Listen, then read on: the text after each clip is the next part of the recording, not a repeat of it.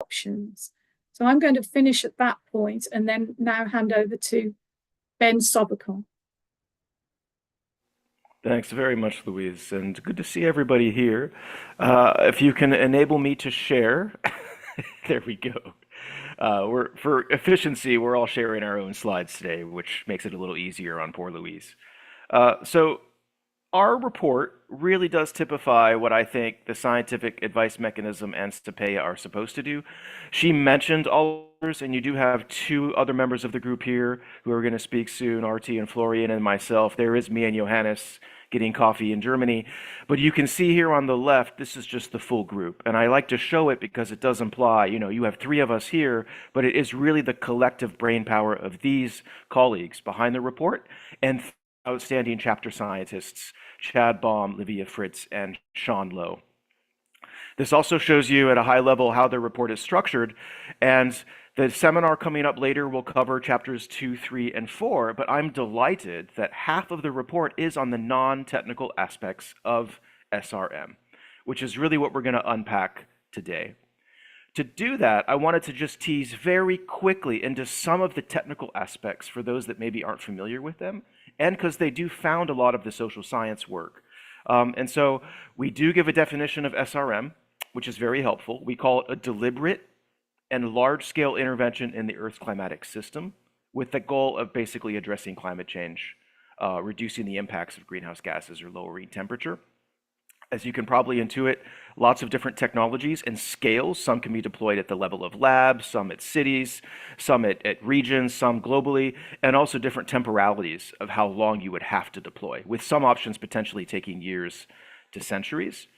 There are probably dozens and dozens of SRM options out there. We don't study them all. We really focus in the report on these 5.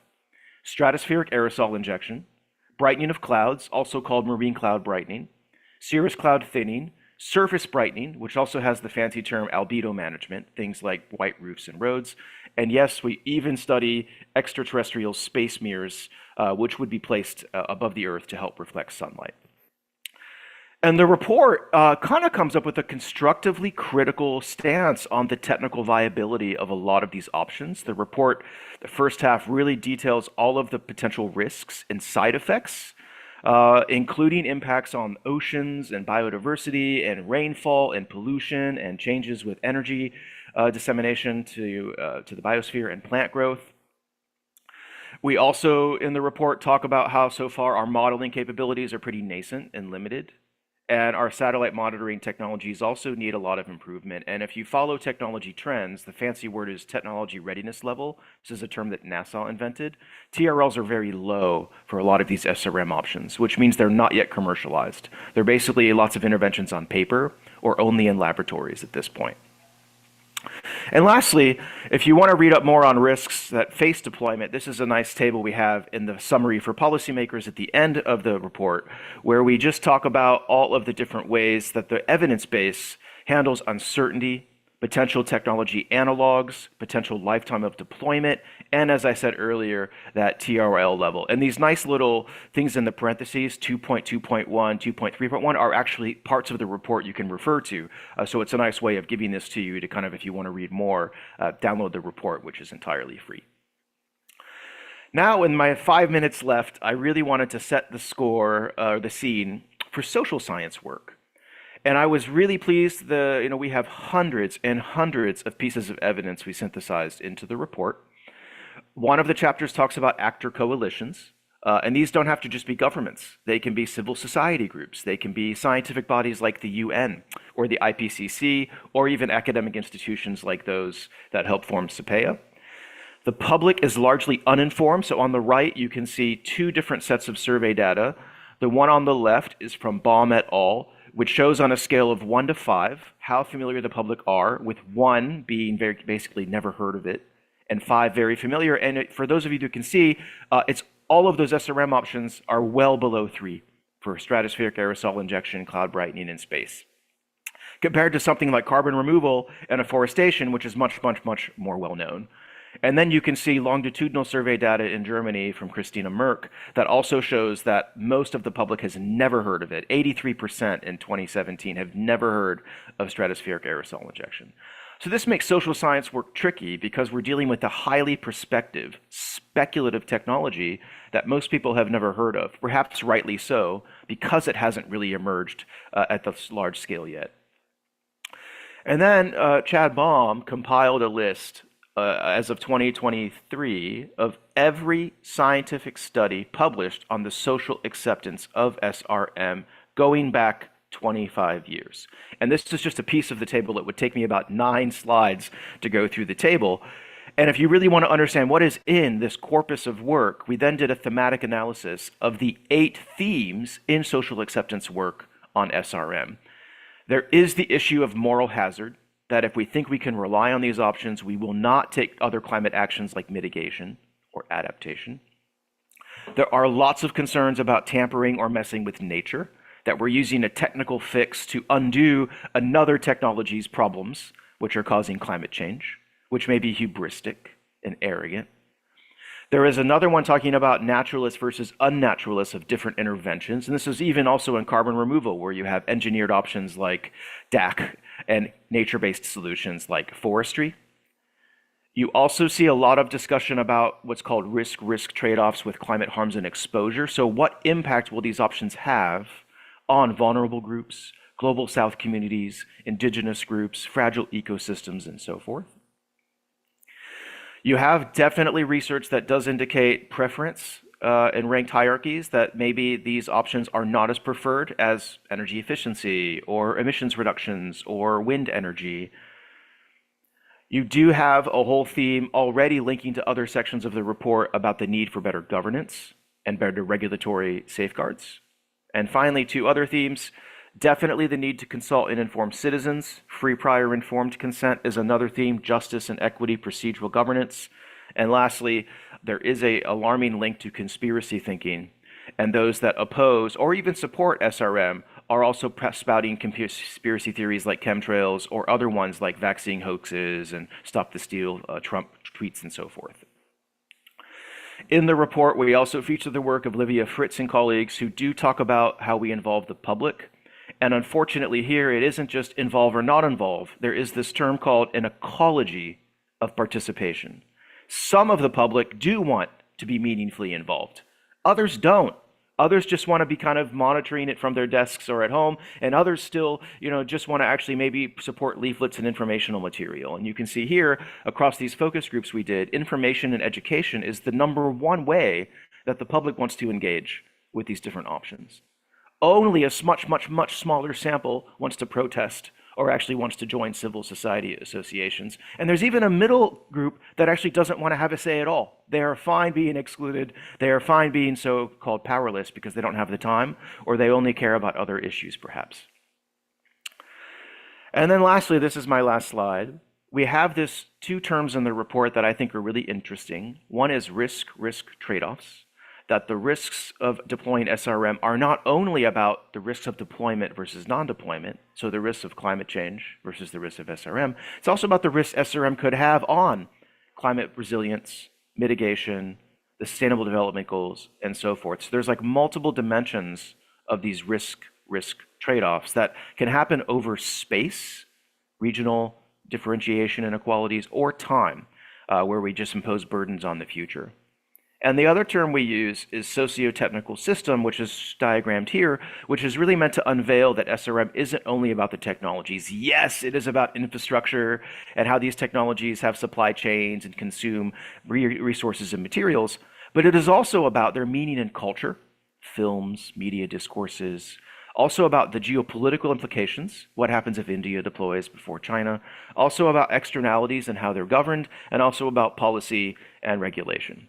And only whole systems approaches that capture this complexity of variables will really get you an accurate picture of the future of SRM, which makes it incredibly challenging because you need large interdisciplinary teams to do this, but also perhaps hopeful because it implies there are lots of leverage points that are not only technological. And with that, Louise, I'm happy to pass it over to, is it Artie? Artie's next. Thank you, Ben.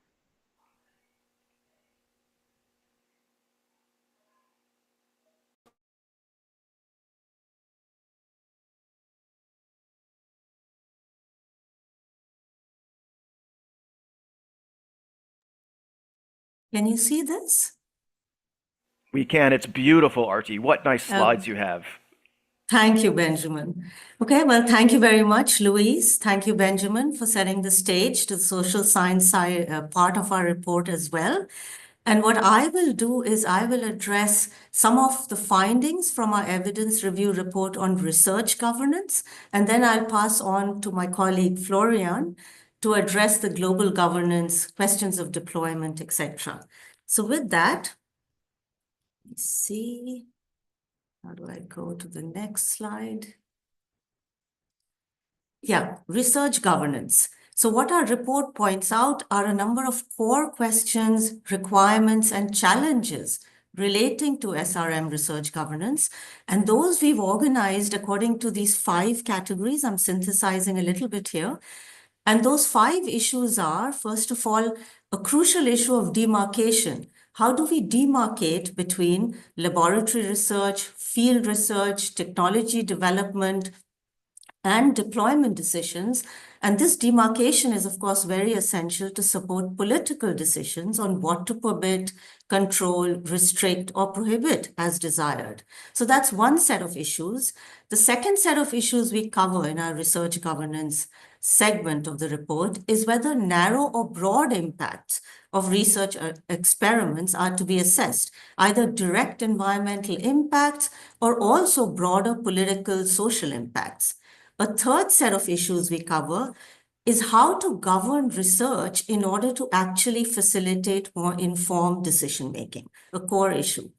A fourth question, very important issue, is how to ensure oversight over and transparency, not only of public, but also private research. And finally, the fifth issue we cover is how to govern research in a manner that can avoid the risk of mitigation deterrence. So what I'm going to do in my 8 to 10 minutes is I'm going to touch on some of our findings on each of these 5. And of course, we have almost a 200-page report, so I can only just highlight some of the key points. And I will just place as a reference at the bottom of each slide the scientific opinion recommendation that engages with and discusses the particular issue, these 5 particular issues. So with that, moving to the first one, the demarcation question. What we show in our report, our ERR review, is that scientific literature points to some core challenges here on this question. One of those core challenges is how to actually distinguish between small and large-scale outdoor experiments, for example, where to draw the line, and how to decide on safe thresholds for activity and impacts. So there's a lot of discussion about this question in the literature, but it remains a very challenging issue. The second point that's discussed in the literature is how to avoid the risk of a slippery slope from field research to potential development of deployment capability. Now, there are diverse scientific views on this, on the nature of this risk, how serious is this risk, but there's also significant literature addressing it and also calling for strict guardrails to prevent any unintended slippery slope dynamics. And finally, another issue relating to demarcation is, as we discuss in our report, that the larger the scale of an experiment, the greater the need for political control and consent, including globally inclusive decision-making in the event of potential transboundary harms or impacts. And so here, I just note that the scientific opinion recommendation 4, which is on research questions, addresses and discusses these demarcation questions, including calling, for example, for a moratorium on large-scale outdoor experimentation for the foreseeable future. Now, moving on to the next topic we address, narrow or broad scope of research impacts to be assessed. And here our report discusses literature on whether to govern to avoid direct environmental harms or also broader political, ethical, or even the symbolic consequences of proposed research and experimentation. And here again, there are diverse views on this matter. There's a lot of discussion in the literature, but we also note that in our report notes that empirically, if we look at another type of evidence, what is actually happening around decisions about outdoor experimentation in the real world, these decisions have gone far beyond narrow physical harm to also considering social and political perceptions of harms and impacts. And here again, just to note that the scientific opinion recommendation 4 on research also addresses this question, engages with the question of the scope of impacts, and talks about the need to address all direct and indirect potential impacts. And I've put some quotations here, but of course, these can also be addressed by the scientific advisors present. So going to the third point, research governance for more informed decision-making. This is another section of our research governance report. And here we talk about a core issue for research governance, which will need to be tackled in setting up research governance frameworks. And that core issue is that the risks posed by SRM ultimately require information about long-term effects of deployment at planetary scale over a sustained period. These effects may unfold in a non-linear manner and with unequally distributed effects. And if that is the case, then a fundamental question for research governance is what each respective research effort, short of full-scale deployment, can usefully reveal about such planetary scale sustained non-linear effects of SRM.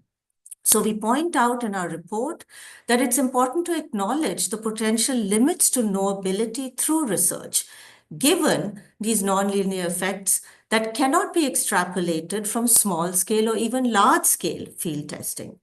Some postulate in the literature the need for a concerted interdisciplinary effort to identify what the limits of such knowability might be. The literature also notes, however, the risk that research may provide a false sense of security that decision-making in the future is going to be facilitated via the research that is underway, even where this may not be the case. So this is, again, an important set of questions we cover in the research section and also, of course, taken up in the advice as well.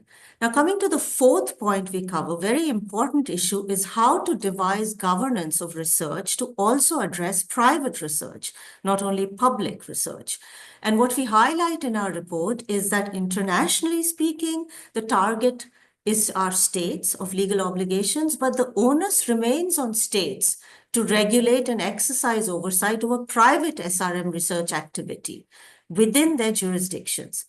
So these mechanisms, we also note what potential mechanisms there might be to regulate and exercise oversight over private research activity if it's underway. And these include information disclosure obligations, the obligation to solicit research permits, to undertake impact assessments, broad or narrow, or even to solicit the prior informed consent of potentially impacted parties. And this, of course, these sets of mechanisms should apply both to public and to private research. But of course, as we note in our report, the governance challenge here is to ensure that these kinds of oversight mechanisms are actually adopted and institutionalized in diverse national jurisdictions, including here also global disclosure systems to foster transparency about who's doing what kind of research might be underway, both public and private.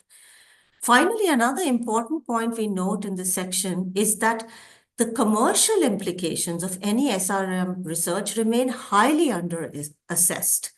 And this could include selling cooling credits, something that's been much in the media recently, but also any upstream outsourcing of infrastructure innovation or intellectual control through patenting. So again, as we note in our report, this requires research governance and oversight as well.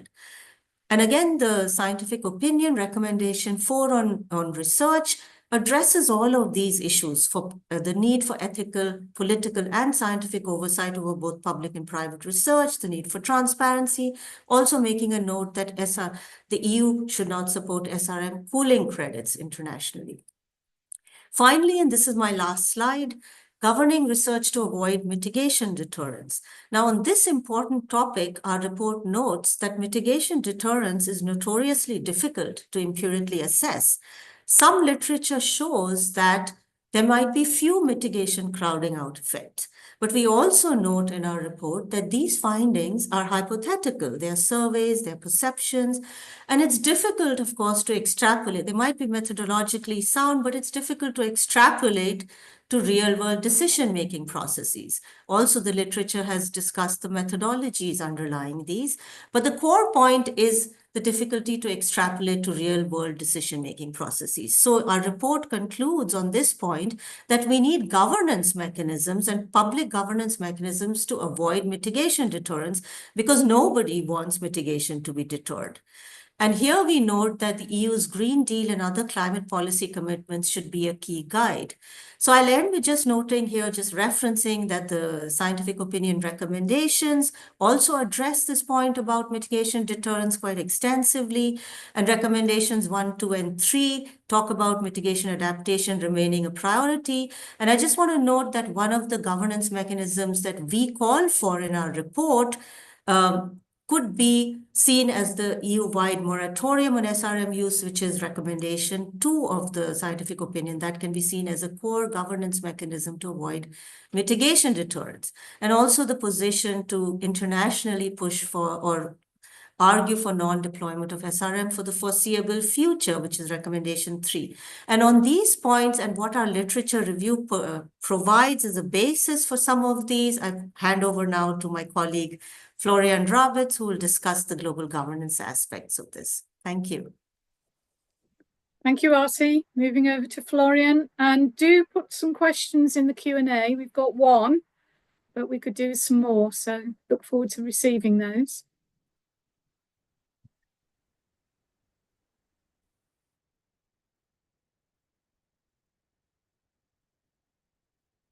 Okay, should I start, Louisa? Yep, that's good. Okay, right. Okay, thank you very much. And I'll keep this quite brief. I'll just walk you through a couple of the key aspects that came up in our discussions and in the report itself. So to start with, we were operating with a distinction between prohibition and restriction for the governance of SRM deployment. So restriction, of course, means that you allow for some kind of controlled use subject to international oversight, subject to, for instance, the existence of mechanisms for liability and redress, whereas prohibition is effectively the moratorium that also the scientific opinion of the group of chief scientific advisors calls for. And since SRM is largely speculative, and since SRM governance is largely speculative, of course, we had to draw on a lot of analogies from other issue areas. So specifically in chapter 7 of the report, we were mostly looking at governance arrangements for ultra-hazardous activities, for high-risk technologies, also for weapons of mass destruction, where you can draw some kind of analogies to SRM governance. Now, one thing that is perhaps worth mentioning at the outset is that in general, it is relatively unclear how the deployment of SRM could ever be consistent with the precautionary principle. And the precautionary principle, of course, as you all know, is really at the core of the European approach to technological risks. And so the existence of the precautionary principle as such, of course, points rather towards a prohibition regime rather than towards a regime that would allow some form of controlled use.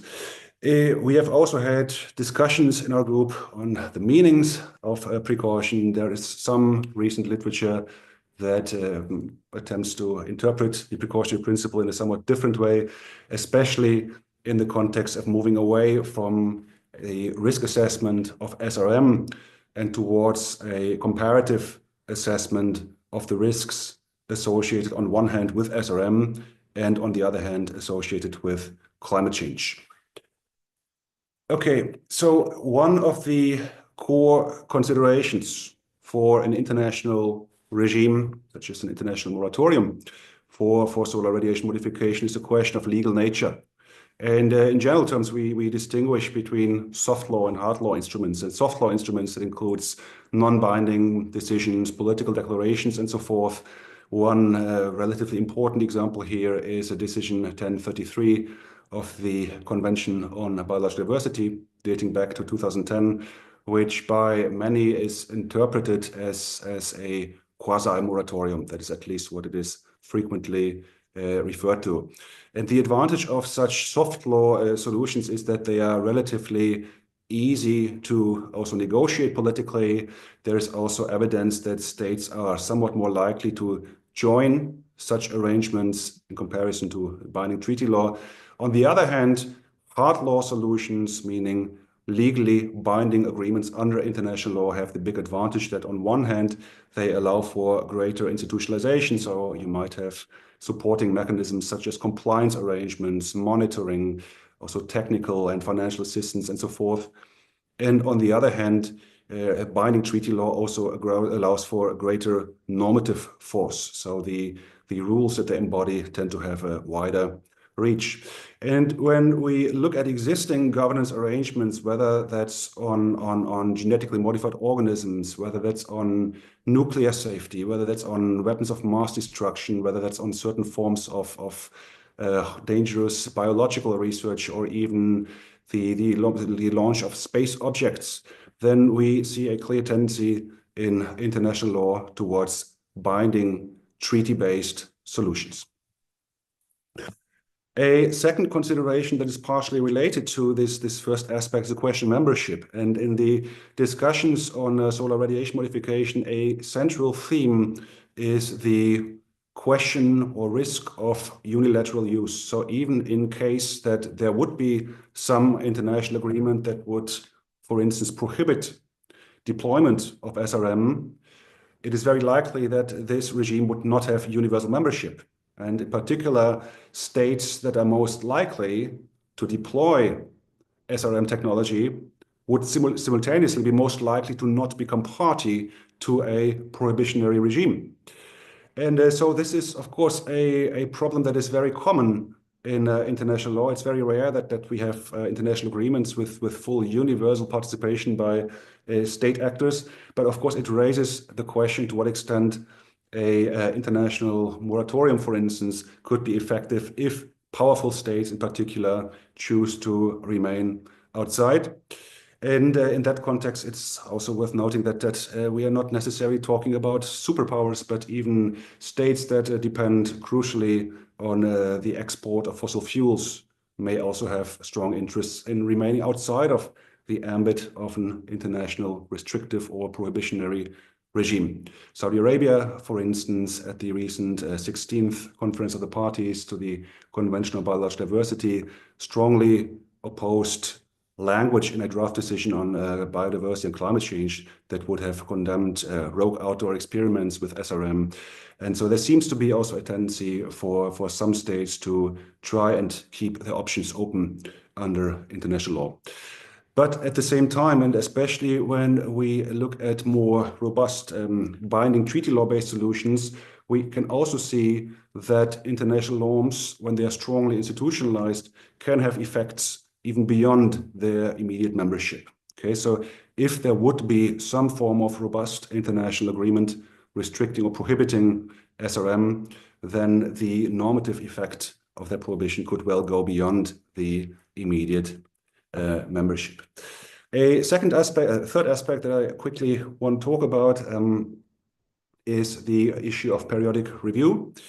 What came out of the evidence review report and what was also picked up in the scientific opinion was that even if there were to be a prohibition regime, then the provisions of that regime could possibly be reviewed periodically. So I believe we said 5 years. Yeah?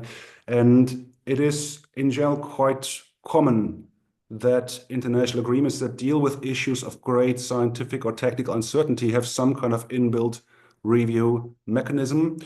A key aspect that would need to be clarified here is how a review under such an international regime would feed into the political decision-making on potential adjustments or amendments to such a regime.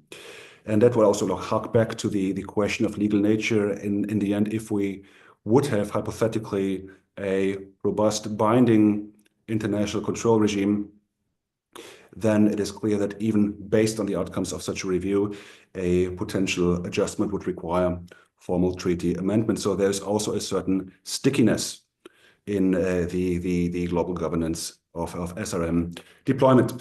So just to conclude, basically, if we look around, if we look at other areas, if we look at the governance of ultra-hazardous activities, of weapons of mass destruction, of all kinds of somewhat similar issue areas, there is a lot of precedent for seeking binding treaty law-based solutions. And if we then also take into account the foundational role of the precautionary principle for the European engagement with risk technologies, then this also points towards a international moratorium on SRM. Thank you very much. Thank you, Florian. And now that completes the presentations, and we're going to ask Eric Lambert, who's a member of the group of Chief Scientific Advisors, to make some comments on the opinion. Eric. Thank you. So first, a very warm thanks to the group of experts who've produced this really clear, extremely useful evidence. It was a major endeavor. It was really a lot of work. In the group of Chief Scientific Advisors, our role was to first really understand as clearly as possible, what the evidence was saying, and then translate that, distill that into a few policy recommendations for the EU. I'm not going to review these recommendations because we did so at the previous webinar. The report is fully accessible online at the Scientific Advice Mechanism website. Let me first just say a few words on the process and how we reached this evidence, and then a few reflections. In terms of process, so none of us are experts in geoengineering. So we had a look at this space, this field with rather fresh eyes. Of course, we knew about these technologies, but not at the level of detail that was provided in this evidence review report. We participate as observers to all the working group meetings, which really allows us to educate ourselves and try to evaluate where there's consensus, where there's debate. The evidence review report was peer-reviewed by independent reviewers. Then once we had a first draft of our policy recommendation, this was also reviewed by experts who are not part of the working group. So it's another set of eyes, and it really helped us to make sure we were clear, we didn't miss something major. And our final draft of recommendation was presented to EU policy officers and a large group of stakeholders. What's key for us, we are academics, we are completely independent from the European Commission, and anything we state or we recommend has to be based on scientific evidence. So our task is not to kind of synthesize advocacy positions, really to look carefully at where is the evidence. And that's why this synthesis report was so valuable for us, that was the key source on which we based our report. You will know that on the Scientific Advice Mechanism, there are 3 reports that are completely available to anyone. So the main one, of course, is the evidence review. That's where you have all the meat, all the content. Then you have a report on our recommendation. There's a third report. There's another group on ethics, philosophers, sociologists, who also kind of draw some ethical key principles on SRM technologies. So all 3 are available, but of course, the first one you should read is the evidence review report. That's the one with greatest detail. As advisors, of course, we all come from very different disciplines, and we all kind of read this evidence from the lens of our own specialty. In my case, I'm a kind of earth system science scholar. I work on human environment interactions, land use change. And what it struck me as I was reading all this brilliant work that was synthesized is that the main risk and uncertainty associated with SRM is not so much related to the technology itself. You can always make a technology safer, but it's really related to 2 things. One are the earth system processes. And Artie mentioned that, all these kind of non-linear interactions within the complex Earth system, such that when you tinker with one component of the Earth system, it has always some cascading effect throughout the system, and this can be very difficult to predict. And as you know, you can improve the technology, but you are not going to decrease the complexity of your system. So that is a level of uncertainty that will always remain there. And the second big source of uncertainty is, of course, on the level of global cooperation, or the ability to develop some global governance system that's sound, that's through a multilateral process that consults the population. And of course, we see very clearly, even more strikingly over the last few days in the US, that some very powerful states take a kind of get it alone, go it alone stance, and there are limits to the ability to develop these sound global governance systems. So this is why also, we kind of, our first priority is really to invest as much as possible on climate change mitigation to really make the need for SRM unnecessary in the future. But of course, still, we need to have some guardrails. We need a global governance systems. We need some EU moratorium short term. We need to invest in research to better equip ourselves to negotiate these global governance systems and to detect whether other countries would deploy in a unilateral way. For us, engaging with these experts who just presented was key, because we really had to understand quite deeply some of the important concepts. And I will just take one example. I think two of them have mentioned this kind of risk trade-off. What's the trade-off between the risk associated with deploying SRM versus the risk of climate change? But of course, it's a very tricky concept, because the risk of climate change will depend on how much effort and commitment you put into mitigation. But the level of commitment to mitigation might also be affected by the discourse around SRM. If there's a very optimistic discourse on SRM, then that may well weaken the effort in mitigation. And that's exactly why, very first a recommendation is to invest heavily on climate change mitigation and research on mitigation. I stop it there. I pass the word to Dusan, who's the next step in the process, because we presented our recommendation to DG Klima, and Dusan was the main person, the main recipient of these reports. Dusan, over to you. Thanks, Eric. And I would like to express my gratitude to all scientists who were involved in the evidence review report and a really careful, thorough assessment of SRM, not only physical aspects, but mainly social and political aspects on governance.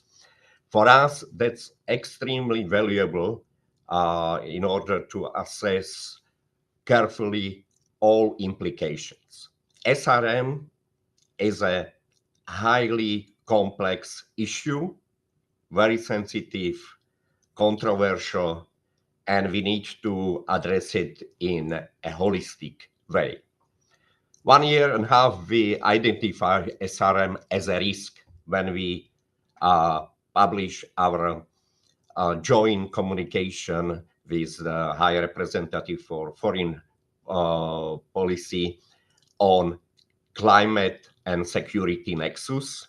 For us, it was important to include SRM as a potential risk.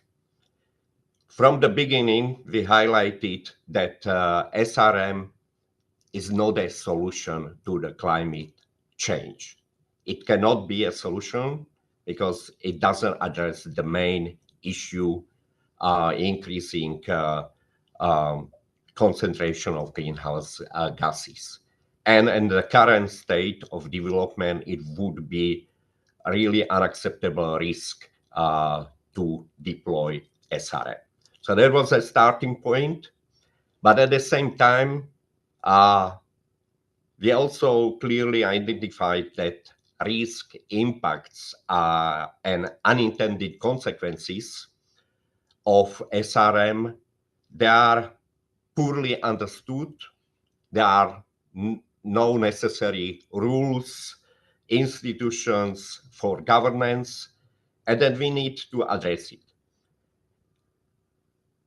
And there are really two parts. Physical risk, there are many that could come with the use of SRM, but there are also many risks to related to social and political systems, and also many ethical issues. Therefore, we ask also European Group on Ethics to address it and to give us their recommendations. In general, these recommendations are very reasonable, and we will take it into consideration and act on it. But it's going to be, I think, a difficult process to achieve European and global consensus on these issues. And SRM is really a global issue, and an issue that it's having impact on all states, regions, different groups, and to take into consideration, we need really involvement of people. As you highlighted, the knowledge among people is very limited, and this issue could be easily subject of disinformation. Sometimes when I meet students or stakeholders from different countries, and in addition to my main job that it's using digital and space technologies for climate action, I mention also issue of SRM. And if I mention stratospheric aerosol injection, a first reaction is, chemtrails. So you are going to use it. Like laughing that really that it's based on emotion. There is no discussion on knowledge, on facts. It's more on first emotion. And we need transparency, we need oversight. So we have to work carefully on these issues, on governments of science. Therefore, we have already one project funded by Horizon Europe, Co-Create, which is helping us to create rules on governance of research in the EU. We are also looking how to improve our detection capacity, better assessment, and we need to work also on international governments. So that is something extremely important, and the recommendations of the group of chief scientific advisors and of the group, European Group on Ethics, are extremely important, giving us a lot of insights. And also together with SAPEA evidence review report, because this is really full of scientific knowledge, analysis, and provide us a lot of input. So I'm looking forward to work with you on these challenges. Thanks. Thank you, Dusan. And that completes the presentation. So we've now got 10 questions, which is rather a lot, and we're not going to get a chance to answer all of them, but we will provide written answers offline. So we will answer your question one way or another. So I'm going to start with the first one, which came in from Matthias Honegger, who leads the Co-Create project, which has just been mentioned. And he's saying, how can the EU shape research today that empowers future decision makers for informed decision making? How can the EU shape research today that empowers future decision makers? In other words, creates the information and knowledge that they would need for the future. So Louise, I'm going to jump in and say, I think that mission has been partly accomplished by the report, which is a synthesis of the evidence meant for policymakers, half of which is focused on governance and ethics. So there is that element of like, that is kind of what these processes are supposed to do. The other one that's interesting, what we synthesize in our report is the expert evidence base. We do not, as Dusan was saying, get into emotions of the public or the non-expert evidence base, and there may be a citizens' assembly or a series of citizen workshops across Europe would also supplement that to reveal the public attitudes. Artie, Florian, anything to add? Well, just to agree with you, Benjamin, that I think that is the $64 million question in a sense, or however millions.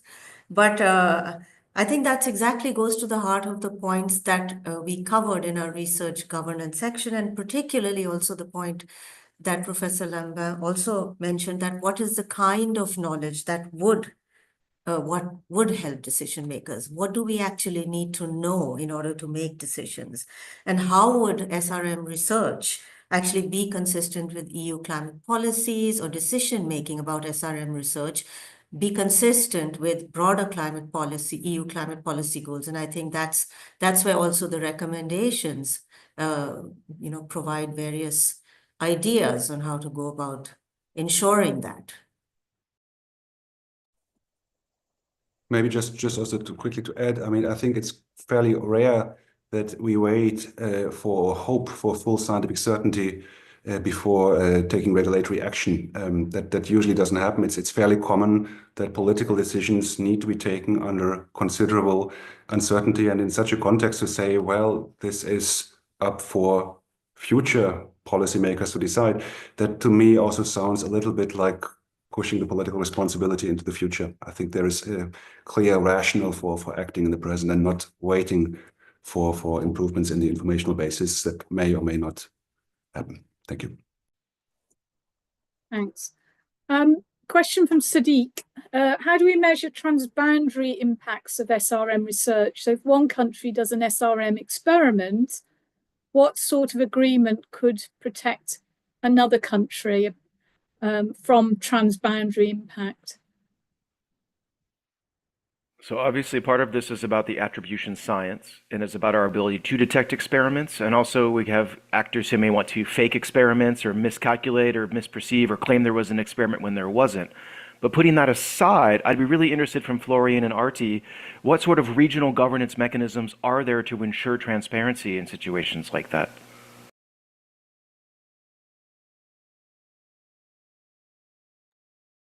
I mean, in general, I mean, I believe that there are a couple of governments who are currently also looking into a technical detection method so that they could early on identify whether somebody somewhere is starting to tamper with the climate. And I believe we also picked up on that in the report itself when we were discussing potential for using satellite sort of early warning systems.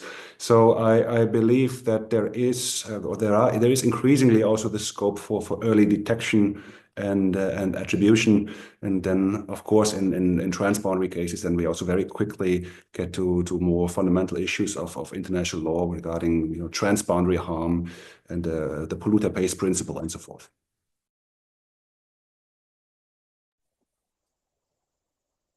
Follow up from that, from Omar, how do we get the Global South engaged in these conversations?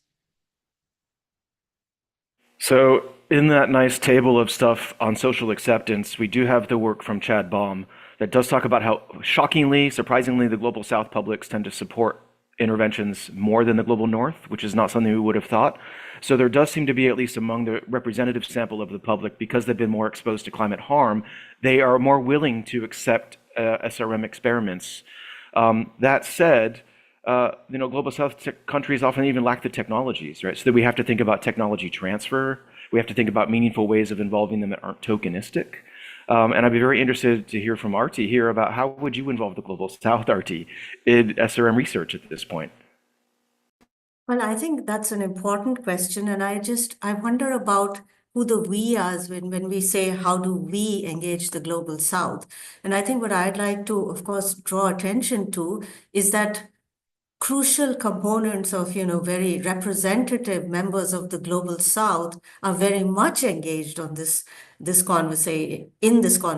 For example, the African Council of Environmental Ministers already in 2023, before the Dubai COP, came to a decision calling for, because of unknowable and uncertain risks and unequally distributed risks of SRM, calling for a non-use mechanism, a global governance non-use mechanism. So that's the African Council of Ministers taking a clear position.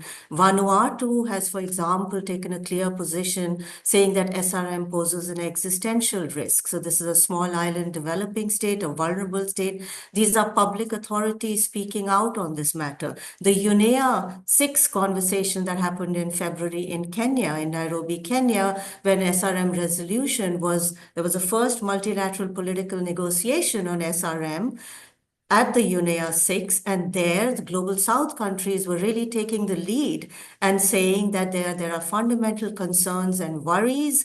And as you pointed out, Benjamin, also about technology, who will control any future technology? Will it ever be used for the interest of the greater good, in the interest of humanity as a whole? There's no reason for countries of the Global South to believe that that will be the case.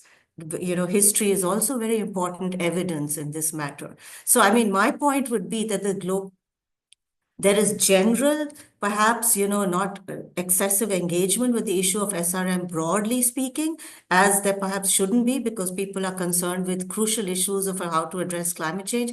But there is crucial positioning by Global South. They're in fact taking the lead on this matter. Thanks. Right, two more questions. An interesting one from Andrew. Won't a restrictive regime push experiments and deployments overseas?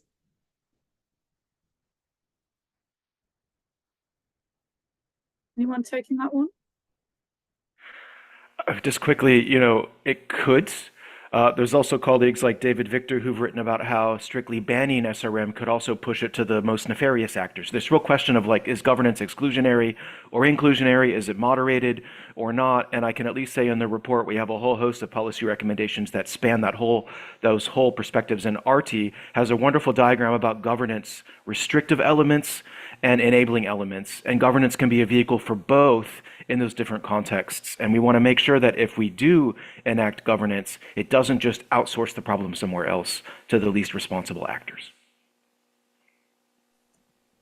I mean, just to add, I mean, the problem, of course, that you never have full, perfect participation in international agreements, that is very common, that is the case for practically every world political problem, whether we're talking about, I don't know, chemicals regulation or anything, literally. But of course, there are also ways through international regimes to affect what non-parties are doing domestically, whether that's through something like non-diffusion or whether that's also through more robust mechanisms that change incentives for those actors. And of course, there are different ways of addressing these problems, and many international agreements have found solutions for this problem of imperfect participation. Thank you. Right, last question. Are we going fast enough to assess the evidence every 5 to 10 years?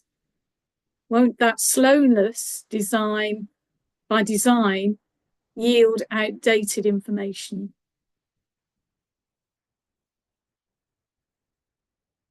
Is it fast enough to look at the evidence every 5 to 10 years? I know, I think this is probably in the report somewhere where we talk about you could review the evidence, not every year, because it's, by the time you review it, it's out of date. It's really tricky here as an analyst. And I was helping the IPCC's last assessment cycle, and there was a great calculation done by Jan Minks that this current cycle of the IPCC had to synthesize more evidence than all IPCC reports before combined. There's 500 papers published every day on climate change. How do we keep up with the evidence base that's without using machine learning or other techniques or evidence synthesis? And so I think in a way that is why we needed the report. It's meant to fill that gap. But there's also this tension of, every week there's going to be new studies coming out. So that is an apt point. Whether the need for new evidence is every month, every year, every half a decade or not, I'm not sure, because the evidence base is always growing. But Florian and Arti, any closing thoughts on this interesting point? Maybe I just chime in on this one. Yeah.